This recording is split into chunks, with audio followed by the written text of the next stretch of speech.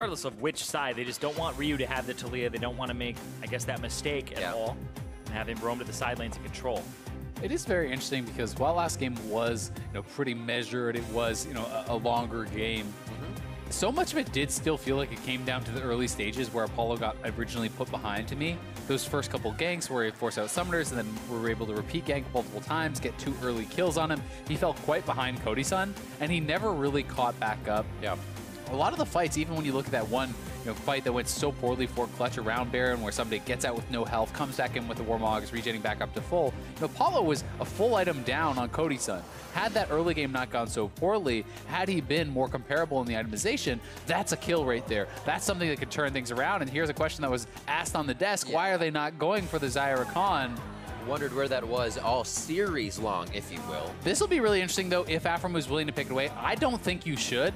I am of the opinion that Rakan without Xayah is so much weaker than Xayah without Rakan. I actually would prefer to see 100 Thieves go for a Caitlyn Morgana lane, which answers this very, very well, because if Rakan W's forward aggressively, you can black shield that and actually drop a trap right under his feet, and he's locked into this animation, into a binding, etc., etc. So it's going to be the Jhin. We'll see if Morgana is an answer either way.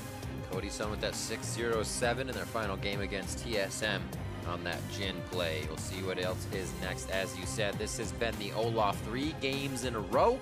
When we make it 4. And Caitlyn was actually banned, so I'm trolling. But yeah, Jhin makes a lot of sense here, actually. April Fools. Curious to see if it is going to be paired with the Morgana, because I do think that Morgana is a really strong answer. Now you picked, they said. That was 2 fast picks. Yeah, immediately just trying to put pressure on them and have their picks go right by. They knew they were going to pick Rakan and discussing no matter what's getting picked on the other side. Yeah, you're a step ahead. We're locking that in, and the Syndra here into the Orianna is something that they had played previously, back in game 2.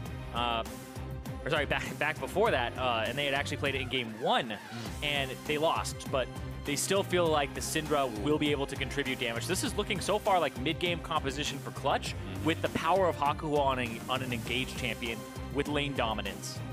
And Tahm Kench can be a very good answer here as well. It does not necessarily deny the engage, but after it happens, you can eat out the Jhin. You can keep him safe with that W. And at the same time, it's also very effective sometimes against Syndra, using that on Scout of the Week to kind of deny the ultimates coming through. But definitely, as you pointed out, Zirene, a lot of playmaking ability there for the Rakan. Scary. And Hakuho, we know that's really one of the biggest reasons that they were able to beat TSM was his playmaking, taking over the game. So he's going to have an opportunity with their backs up against it here in the semifinals to take over a game here. Yeah, when I go back to the quarterfinal with TSM, they had constantly banned Rakan against Clutch Gaming on both blue and red side. All 4 games, TSM were like, we do not want Hakuho to have this. And even you said it, Azael, where you think Xayah without Rakan is still stronger than Rakan by himself. But TSM were of the opinion that Hakuho's Rakan is just too clean to leave up, even if they were going to pick it without the Xayah. So I really want to see him on this champion here, because apparently he has been causing waves with it in scrims and his on-stage performance. I mean, I'm already afraid to see those engages scatter into an entrance from him and he can get out safely. Damn, Meteos?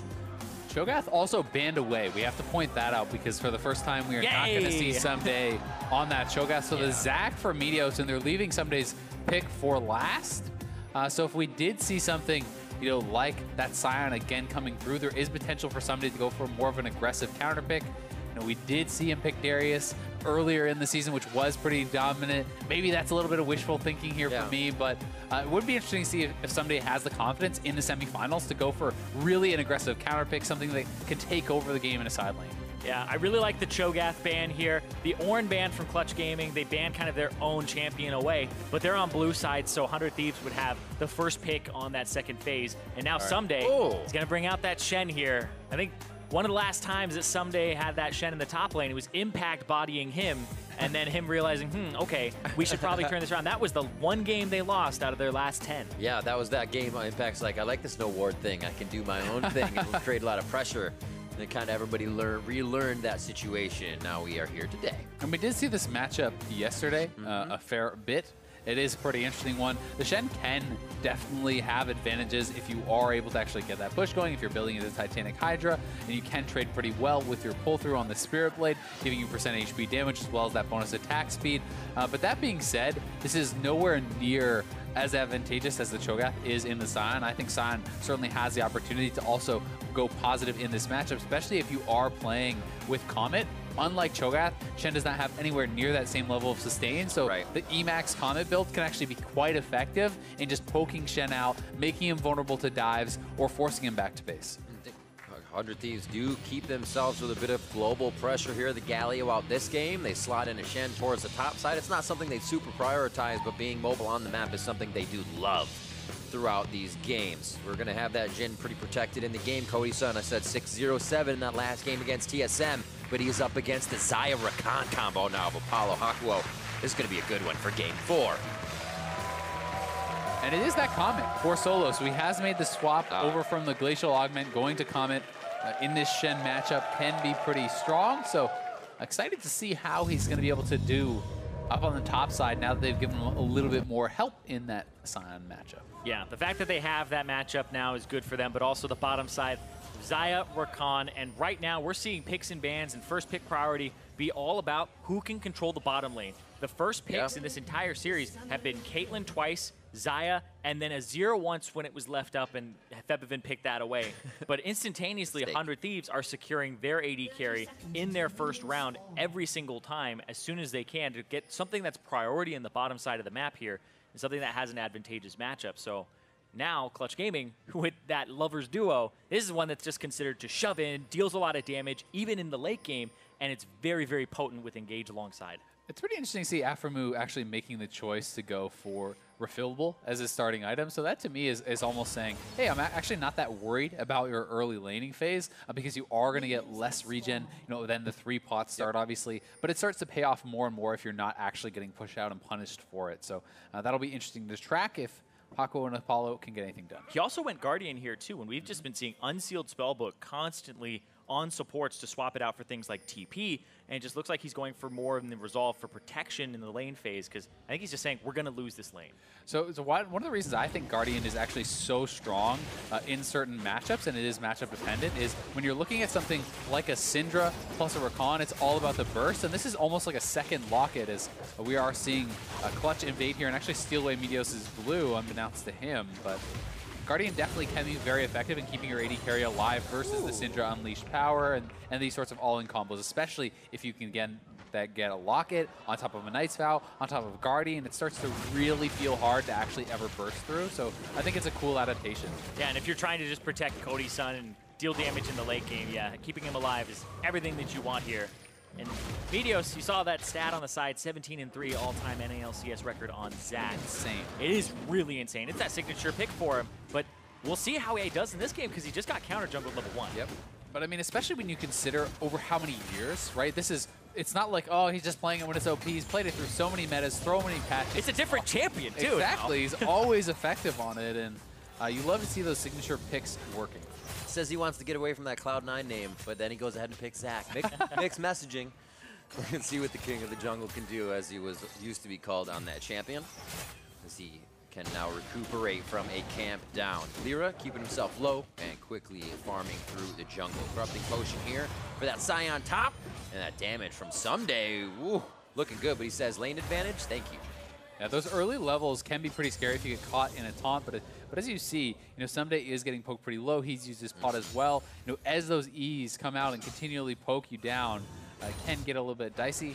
Also worth pointing out LirA's jungle pathing. So he steals away the blue, then goes over to his blue side quadrant, because that is generally where Meteos would then try to make up the ground. He would go over there and say, okay, well, I'll steal your blue back. So instead, he leaves his red for last, guarantees he gets that 3 buff, and I think it's a smart start. It's also the classic leave Solo on an island, the strategy that they have patented on the side of Clutch Gaming. They don't really give Solo pretty much any help at all, and they don't really go towards his lane, ward for him or anything. He's just left on that island. And up against Ssumday, it's going to be really rough because normally when you have a global like the Shen, you want to go to the Shen lane to shut that down. Bring it to him. Now you're going to have some fights and try to outpace double globals on the side of 100 Thieves. And we know how good the gank assist is for Shen, and you can see Meteos already up here at level 3. His camps are stolen, so he's looking to make a play around that. It's a good lane ward, though, from Solo. Very intelligent, and that should keep him safe. And this guy really does deserve a lot of credit, honestly, for how well he plays without help, because it can be very difficult playing top lane when there are other junglers there and you never feel like you get that help. You have to minimize risk, and he's trying to waste Meteos' time by moving forward just enough while not exposing himself. Yeah, usually top lane is a jungle difference, and Meteos knows now. He gets to finally figure it out there on the top side, but that gives LirA time to do whatever he wants. And still going to deal damage to Aphromoo, though, and the feather pull through after could be big. Yeah, absolutely watching out. Aphromoo is like, where do you want to be spit? Not that way. Let's go towards the wall. We're safe to the turret. And LirA now on a quick dragon for himself, where we saw Meteos and crew the other game. Yeah, Meteos showed top side, but this has been spotted out, and it is dangerous to do this. As Zirene pointed out, you get so low. Looks like they're just going to try to finish it, but, I mean, 100 Thieves is closing in. He's got flash. Yeah, he's got flash out. I love how you hold it like, maybe I won't flash. Maybe this is going to be okay. Waste their time more. It's true. No, it is true. Way. You disrupt a few things there, but they get out safely with the flash being used and Drake going over to Clutch Gaming. And it may not be that 3-minute dragon, but still, a 5-minute ocean dragon is still incredibly good. And it is going to help them out a lot with their laning phase. Especially, on the top side and mid lane as well, having that higher mana is going to be really, really nice for solo. You can see he's already starting to run out of mana, and as you start to build in the Catalyst and the Glacial Augment, you're actually looking to go for a dive here. Predator popped. Somebody's already low. They're helping. Oh, the first 200 HP from Reckless. Swing coming through. Tries to mitigate a bit of that damage with Spirit's Refuge, but first blood to LirA. You can't predict that. They've never done this before. There's no counterplay. In the history of Clutch. Never in the history of Dota. But they end up getting that first blood onto LirA, but down bottom, they're still actually fighting here too, and kind of winning it, but hold on. Little love tap, though, from the Clutch duo. Looks like they get out safely on the side. Aphromoo using that Devour, always making sure he has it up for the initiation and entrance. As we see this one more time, through and through, they knew they were getting the kill, so they just went in and out. And one of the weaknesses of Shen is his wave clearance, so he gets shoved in here by Solo, and then Meteos is up on the top side, or sorry, LirA is up on the top side with Predator, and Meteos is on the bottom side, and so they're able to actually pick that up with the flash from Solo, though. And a well-executed dive, honestly. It's pretty easy for ones like that to go wrong when a couple turret shots is your full health bar before you have back. So Solo did a good job really kind of buying time. I wonder if Ssumday would have been able to get a trade kill if he used his flash and tried to actually taunt Solo instead, who the turret was on. I agree. Really but those sorts of things are kind of hard to decide in the moment, and it's risky, because if you blow your flash and you still die and don't get anything back, that's tough. But might have been the play to go for. He's definitely dying, because Solo comes back after that. You're still in a 2v1. Yeah, it was kind of risky for him to do, maybe even taunting the Sion, but I didn't think he saw exactly where turret aggro went at the start, because if you taunt the Sion, he's going to have to flash out earlier, interrupt his Q, so you don't take that damage and stuff and such. So, as we said, can't be outplayed. Never saw before. Yeah, he wasn't ready. No counterplay to that. Impossible, if you will. Make it up. 11.7 to 10.8 here, so just a bit of a lead gained off of that. Some taunt aggression towards the top side as we're going to get a reset on the bottom. Nice ward, though, just to make sure there's no LirA lurking around. It actually catches the bot lane backing. Tier being stacked up in mid as Febiven is rushing his cooldown and trying to get to his first item. Yeah, it looked like Febiven, last time he played the Syndra, though, he actually went tier first item. Yeah. Now he's got the Lost Chapter, so potentially actually just switching up the build here to the Luden's Echo for wave clear and burst damage, as opposed to having the shield and the extra mana. Well, I do think the Luden's is very powerful, offensively. It just feels like everyone just prioritizes Seraphs because the defense is just too good, right? It essentially is giving you a second defensive summoner while not being that much weaker offensively, and that's why basically everyone just builds it. And it will be interesting to see where Febiven goes, because sometimes even if you want to go for the Seraphs, it's justifiable to get a Lost Chapter first because it increases your laning power. Yeah, and I've talked to some mid laners about this as well, between the Archangels, the Seraphs, and the Ludens. And it was funny because it's like, well, the Archangels just gives you more mana, and if you're getting Ludens for wave clear anyway, and your champion could throw out enough wave clear in the first place, it's just way better to get the Archangels, because you're going to have more of it, which means more wave clear over time.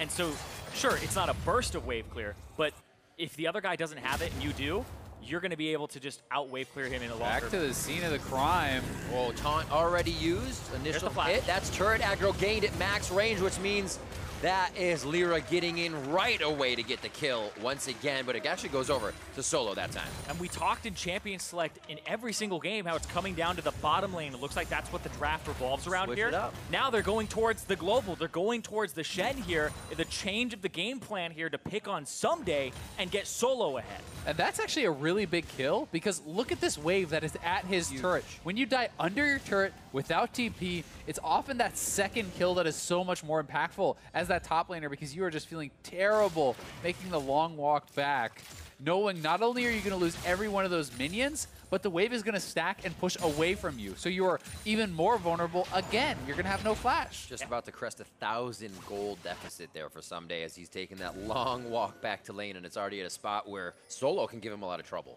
And like you said, Azael, puts him in a worse spot because now it's on his side of the map. His minions will reinforce and deal damage sooner, and then they'll push out.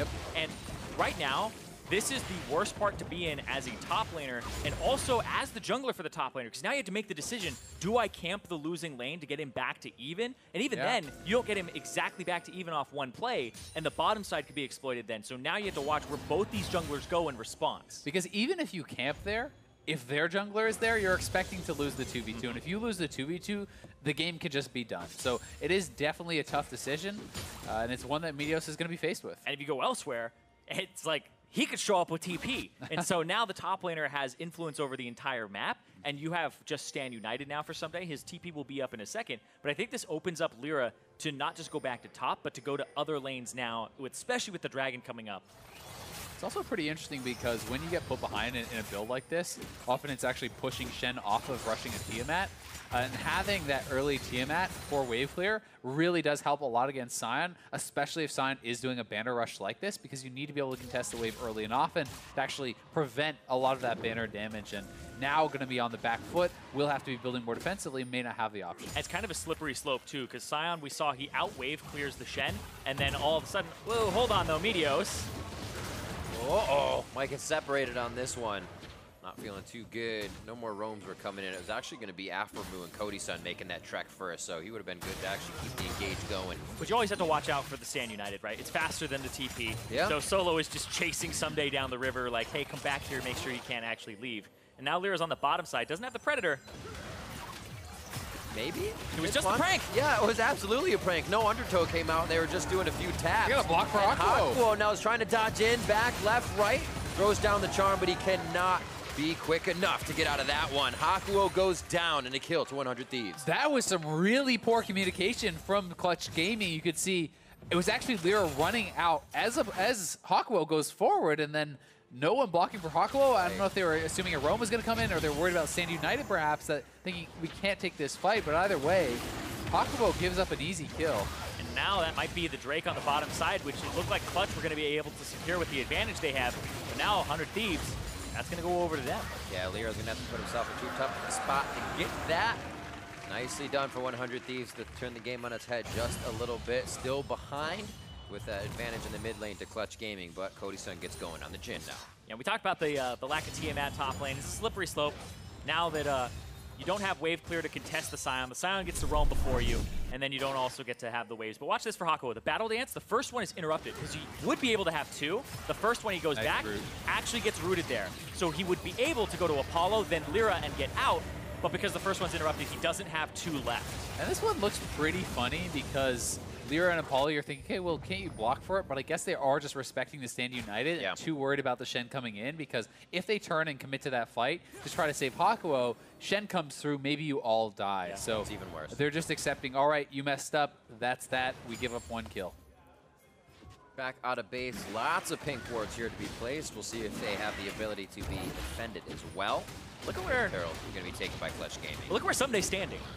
It's the opposite of proxying from the previous games. He is actually just ignoring and giving up CS getting here. experience. Because he doesn't have the cannon. I know, right? Get it. Wait, he'll go for it. He'll go for the cannon, right? Yeah. You can do it someday. There you go. He saw him, he knows he left. He's like, I think I get some breathing room for a second. I'm going to go ahead and take this. I don't even know how many cannons I've died for top lane. Oh. That's like the one. It's like, yeah, I'll give up the summoner. I'll give up. It's worth it. Oh no! Will they die for this though? A little bit of pressure from Aphromoo. Great health himself. This safety with 200 HP there as Cody Sun stepping forward for shot number 4. Doesn't get it to go off. A lot of action around the map. We see stuff happening topside. If Ssumday's kind of stuck up for the teleport, then they'll go engage in the bot side. Yeah, but that's still, like, we talked about how this bottom lane is a pushing lane for Clutch, and Hakuho just keeps going in for these aggressive trades. Aphromoo is eating a lot of those trades, and like we said, he has the refillable potion, so over time, it's going to pay off here, but he's definitely taking a decent amount of damage in these trades. And you do save a lot of gold because it can be surprising sometimes when people, every time they go back to base, they buy up another potion or two. That can really start to add up over the course of a game. And you know, one of the nicest things about refillable is it's a 150 gold investment. You're non-stop getting the potions, but you can actually even sell it then when you need the item slot, and it only ends up costing you the total of about 80 gold. You see that being utilized quite a bit actually throughout the inventories of 100 Thieves and saving that gold, maybe a few more vision wards to go around the map. It pays for itself after the second back and full usage of it, so it's very effective. And right here, Banner of Command is going to start taking this turret. There's no Meteos on this top side. Ssumday, Solo gets solo gold on the top side, and now the tables have turned. Yeah, shoes on the other foot. I mean, he had been having to accept this time and time again in the earlier games against that Shogath, and now he is the one, you know, partially due to those ganks up on the top side, but also partially due to the matchup, and they're going in. Bit of a fight, just short on the coattails of Aphromoo's Tahm Kench. They want to get back in to make the lick stick, and I do not think it's going to count. Well, Meteos is here. The outside, the slingshot to be reeled back, fires over the wall. Apollo with the Feather Storm and the miss by Meteos as he throws it just over the left shoulder of Apollo. Mid lane Rift Herald as Clutch Gaming is trying to turn this one up. Exactly, because they had multiple people down bottom. Because they outplayed with less numbers. What? Oh, they're so low. Ball goes over, nice shield, disabled, out, and he is going to be blobbed. A good hit as Ryu tries to get himself to safety to deliver more hits. Devour from Aphromoo as they keep denying these kills. But will they solidify one? Cody Sun flashes. They're going to get everyone. Scatter. Aphromoo's now forced to flash. They are using everything, but the kitchen sink is being thrown at them. LirA gets that kill as he smites it down. And Clutch Gaming come up huge. They burst down Meteos through the Ssumday ultimate. He goes down. The Rift Herald is going to net them 2 turrets and a huge advantage here in game number 4. They tried to make a play on the bottom side on 100 Thieves, and then it was countered by both Apollo and Hakuho. And then they try to actually go mid to counter the numbers advantage from Clutch. And Clutch just come up huge. They outplay here multiple times. They come through that location. Febiven is right on top of that with the stun, the follow-up there, and then they're able to kill him right before he gets out. And Ryu's path is just awful from that point because he's sectioned off. He can't go to the right because Hakuho is coming through. He can't go to the left because everybody else is there. Yeah, and since they're so low, Ssumday does not feel like he can actually commit the teleport because he doesn't think that's really going to save anyone. And crazy. Full commitment, just chasing down Aphromoo.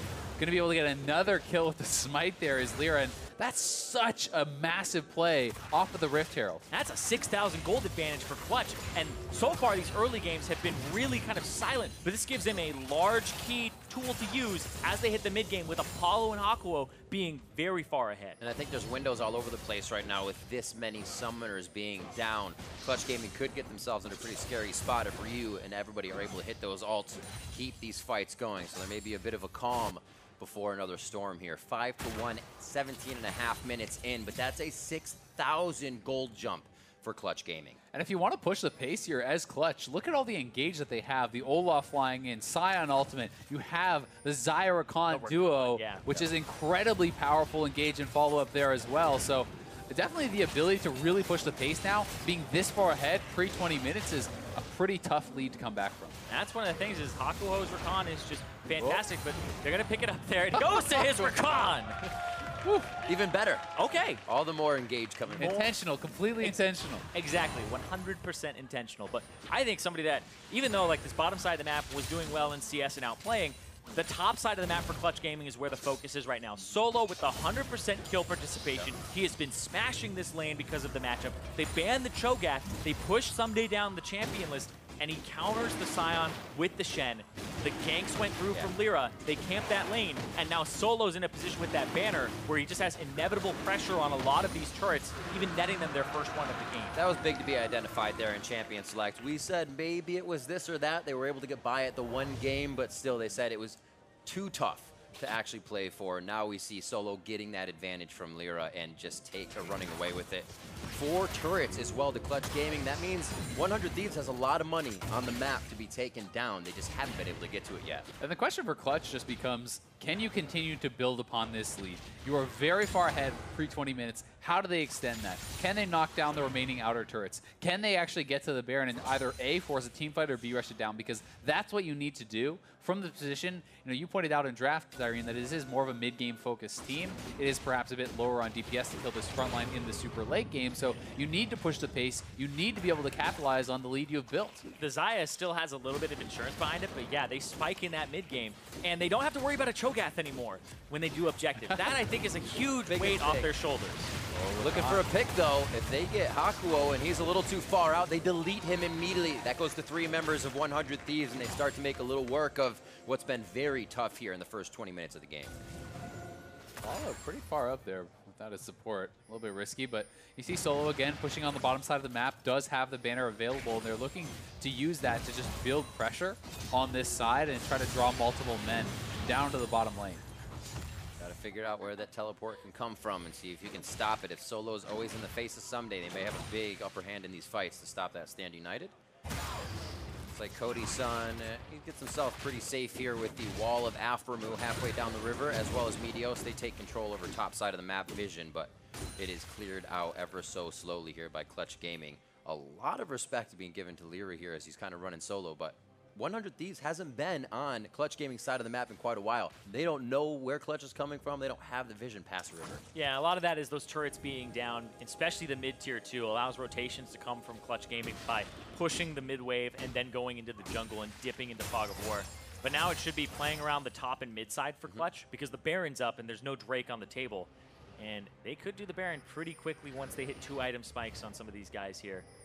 I really like that ward, though, that the 100 Thieves has by the Baron Pit. That is a really sneaky one that often does not get caught because people are very often only having 2 pinks to set up. They have 1 inside the pit, 1 in the pixel brush. You actually need a 3rd outside the pit right there to be able to actually catch that one. So it's one that very often is not spotted and won't tell you what the Baron HP is at, but it will tell you if they're starting. Yeah, and the one, like, having a control ward in the pit is a necessity, though, because the enemy is going to ward over for the steal. So if you place a ward to see that one, you can't see the ones that would come through when you're actually doing the Baron. And that's why, to get the perfect setup, you need that 2 to 3 pink ward setup, even more sometimes, to fully cancel out any vision wards and also any potential TP flank wards like we see over by kind of the blue buff. Don't hit the wards. Oh, Meteos looking for it.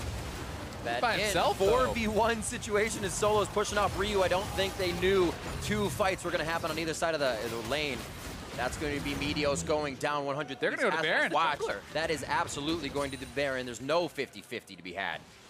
This is going to be tough. I mean, 100 Thieves is already way behind. I'm not sure you can actually afford to give up a Baron at this early in the game when you're already this far down, so they are moving over. Yeah, Clutch, though, they usually bait these. Hakuho, you see him on the side. He's swept. They know they don't see him. He's going to go for maybe a play here onto the Jhin. He shows Cody Sun. Cody Sun's actually going to stop the curtain call short, devoured up to get a save onto Ryu, and now they got a flash to safety. Clutch Gaming on pursuit, and it looks like Hakuho gets knocked back, the only one by that shockwave. Not a big follow-up damage from 100 Thieves as they continue to run for the hills. But once again, Clutch, they don't do the Baron, they bait for it. They do this every single time. They're actually putting you in a situation where it's like, go ahead, fight us. The engage doesn't stick there because of the outplays, but 100 Thieves, they get away with pretty much the minimum loss there.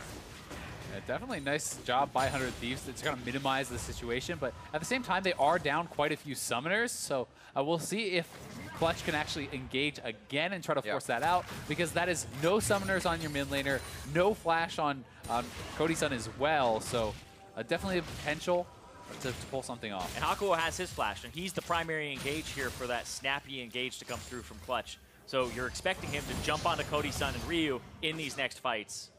You expect one to happen very shortly after that. Does that damage? Feels a little bit better for Ssumday.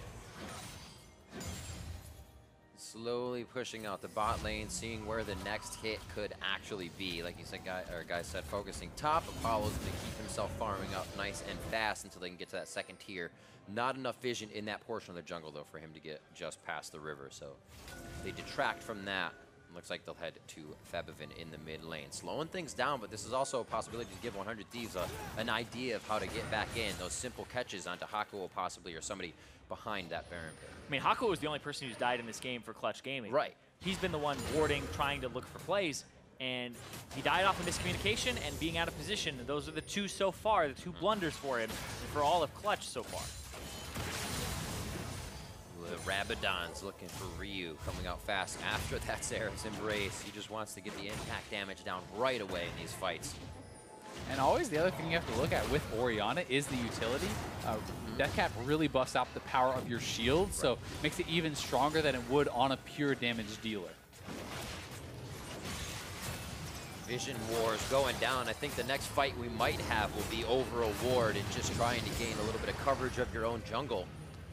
Clutch Gaming taking over very nicely here. Still all turrets standing on the map, which makes it hard for 100 Thieves to follow a fight. There's such an easy retreat for Clutch Gaming here if they do just need to step back a little bit. Definitely the case, but the more time you give 100 Thieves, the gold lead is closing. They were up 6K, they're now up 5K, and the further you get into the game, the less that advantage means. So they're going to have to force it, and they are on the Baron now. Febiven and Hakuho are zoning, and this is a three-man play, so it's going down pretty slow. Super slingshot. No, he gets caught. But that's charmed up. Used already. Meteos will be able to jump in. He's in. He does. The charm wears off. If Meteos can get this, it's going to be huge. No, smite away from LirA. Very stressful play for him, but he comes out on top. Febiven is able to take down Meteos. No bloblets there. Ooh. The flash forward. LirA says we're not done yet. And it looks like they're going to go for the mid lane now. Full control over the map after Baron. And Ssumday didn't even use Stand United to join that fight. He decides to stay on the bottom side. He gets a turret, but continuing to push, Clutch is just going to shove up mid lane and look to get some real damage done. So Ssumday didn't have TP or have the Stand United, or at least didn't have the Stand United for that last few seconds there. Came up right after the Baron went down. So it was a good play from Clutch to force it then, because normally they're patient. Normally they try to bait it, but that time they actually went for the 50-50. Not seem like Clutch likes to lose. Their games got faster as that happened after the one loss to TSM. And they are looking to make very fast moves here as they make their way on that mid inhib. 26 minutes in, Baron's still up to work other lanes. That happens so quick, they can really just utilize it as they just got it almost.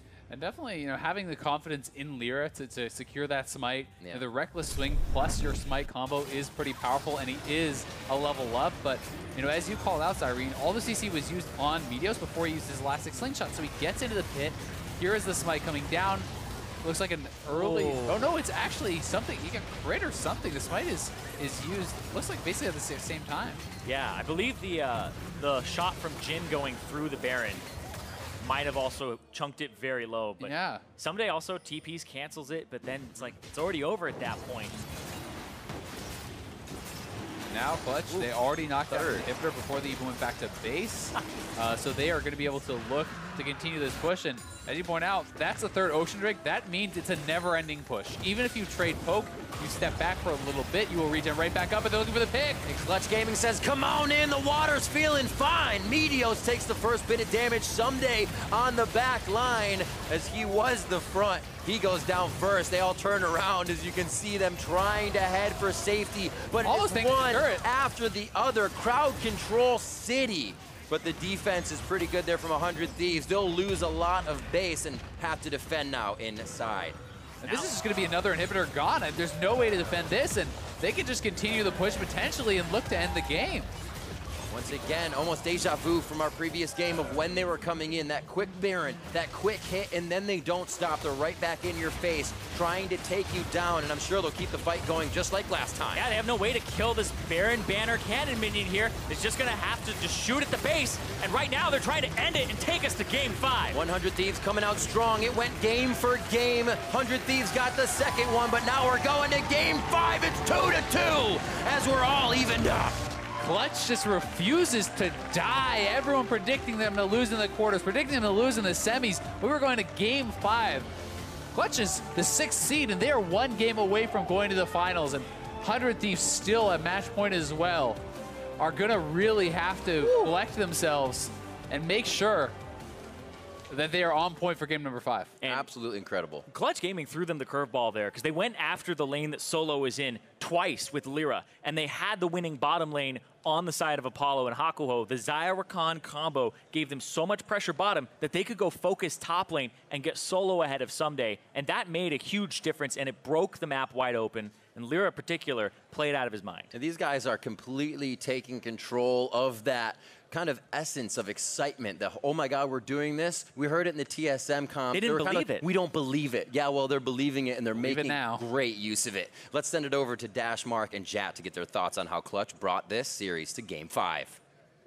Thank you very much, Riv. That's right. We're going to Game 5, and we got Clutch Gaming to thank for that here in Game 4, picking up a very solid victory over 100 Thieves. In all honesty, kind of smashing through that mid-game this time around and pushing through to the close. Pick Xayah Rakan for the first time. You're really just going to hammer that bottom. No, gank top. Gank the top. Sion against the Shen. Over and over. When it's Solo, who you have like one of the lowest jungle proximities for. So we had the stat at the beginning of the day that Solo was the guy who dies the most to first blood in the top lane, but this time around, they're flipping it on its head. Yeah, but interestingly, Ssumday was losing this matchup pretty hard, so he's underneath his turret. They don't even play this well. The E misses, he charges his Q maybe a little too long, so that misses, and LirA is the one who actually does all the damage there, and it just shows how powerful Olaf is in the early game. Big takeaway from Meteos, because that's kind of the backbone for why 100 Thieves were winning the early games. Now the shoe's on the other foot, and they are punishing Ssumday. Yeah, and once they did this gank, where basically Ssumday's not even in the minion wave, they're fully diving him in the turret, Ssumday could no longer even step up to his turret. And you saw him actually sitting behind it for a while, almost letting his cannon die. That lost so much of the early game pressure, and Clutch actually got an early game lead where they're able to come back better later. All right, so then on the flip side, right, you got the bottom lane kind of going toe-to-toe, even to some degree. It's not until we end up in the mid lane. A 3-for-0 in favor of Clutch Gaming is really what kind of, I mean, as if the game wasn't already in their hands, this is what blows it wide open. Hakuho and Apollo play this so well, and it's why that mid lane play will work moments later. Apollo just dodges every single skill shot until Hakuho gets the interrupt. Apollo dodges the Meteos engage. Everything. And meanwhile, Hakuho is wrapping around the other side because they didn't know who to focus down. That burns Meteos' time and Cody Sun's ultimate. So this mid play that's happening at the same time where they're forcing down with Rift Herald, they are able to punish people right away. Meteos already been chunked out a little bit from that bot lane thing. Great double stun by Weird Febiven. pathing by Ryu. Yeah, horrible pathing. Yeah, the thing is as well, if Ryu goes back into the river, there's going to be a Xayah Rakan coming up the river too. So he was in a bad place at a bad time, and they were just, it became a full disaster for 100 Thieves. But you have to credit Clutch here for pushing lanes, having the Rift Herald, and making something happen. This was not the game where Clutch waited around until 24 minutes to see if Baron fell their way. Right, it was 15 minutes in where you see that massive spike in gold lead. I mean, because if you track it, the actual lead at the end of the game was 11K, and they made half of that happen in 15 minutes. Yeah, it's a pretty big play, as well as the fact that you saw the gold graph in their favor before that, which is something that they have been struggling with a lot. We've seen 15 minutes and onward plays work out well for Clutch, but when you have that combined with the extra pressure, it means when those plays work out, you get so much more gold, because all of a sudden you have a Rift Herald pushing in the mid lane, as opposed to just, we killed a couple of them. All right, so here's the thing. We're evened up. We're 2-2. We're going on to Game 5, and that's all I want to talk about now. Clutch Gaming on your screens right there. They got to put one more victory together in order to be the 6th seed heading into the finals to, to contest Team Liquid. On the flip side, you got 100 Thieves. Once TSM was knocked out, most people pointed to them. They said they're the clear favorites here. I was one of those people. Now it's starting to look a lot closer than that. What's the answer for each of these teams? It's going to be tricky because this has been a back-and-forth series where blue side has dominated. Yes, every single game. Having priority pick on bottom lane has mattered a lot. So whether that pick is Caitlyn or whether that pick is Xayah, I think is huge. And I wonder if Clutch Gaming targets that so there's no power pick and AD carry on the front side. And then also, we saw Ssumday's Cho'Gath get banned. Yes. Even though it wasn't to prevent a sweep, it did really prevent his effectiveness up in that top lane. His champion pool got hit pretty hard in the second phase of ban. So I think 100 Thieves needs to make sure Ssumday's on something that can withstand pressure. And for Clutch Gaming, I just can't believe like how much of a turnaround this is. They're basically the people destroying the script over and over again, as well as the fact that we keep talking about their weak early game. They're kind of passive, but not to draw direct comparisons, but there are a number of teams over League's history who, if you look at them, they're not particularly impressive in the first 15 minutes of the game, but then they are by far their best team in the region. Give me a couple names. So SKT, Samsung Blue, these are teams that did not have different scale, but different the lobby tracks. Yeah, right. It's just like you don't need to win the first 15 minutes of the game if you're going to become beasts afterwards. And for the most part, I would say Clutch Gaming have had the better post 15 minutes, and when they win the first 15 minutes there too, you see how dominant they are. So much more dominant. But the fact of the matter is, they're going back to red side, yet to win in this series. We saw them pick up the Xayah Rakan this time around. Probably won't have that option if 100 Thieves chooses to block it, while we talk about bot lane being such a priority in this champ select for these squads. So, so for Clutch, where can they shore up those weaknesses? Make sure they have a strong bottom side of the map and put Apollo in a position where he can late game carry, not on that Ashe, which we've seen him struggle on throughout this series itself. Yeah, I actually think Ezreal would be a good pick if there's a lot of AD carry bans, because where I see this series trending is Game 5 is a ton of pressure. Yes.